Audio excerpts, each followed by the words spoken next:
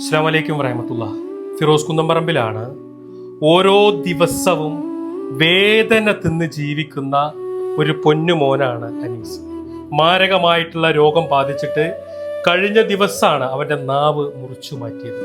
ഈ രോഗം അവൻ്റെ ശരീരത്തിൻ്റെ ഓരോ അവയവങ്ങളെയും കാർന്നു തിന്നുമ്പോൾ ആ മുറിച്ച നാവിൻ്റെ ബാക്കിയുള്ള ഭാഗത്തേക്കും ആ രോഗം വീണ്ടും പടർന്നിരിക്കാം. വല്ലാത്ത ദയനീയമായിട്ടുള്ള ഒരു കാഴ്ചയാണ്. ഈ വീഡിയോ കാണുന്ന എല്ലാവരും ഈ പ്രിയപ്പെട്ടവരെ സഹായിക്കാൻ വേണ്ടിയിട്ട് മുന്നോട്ട് വരണം. സന്മനസ്സുള്ള എല്ലാവരും സഹായിക്കണം. ആരും ഈ വീട് തട്ടി മാറ്റി കളയരുത് കേട്ടോ.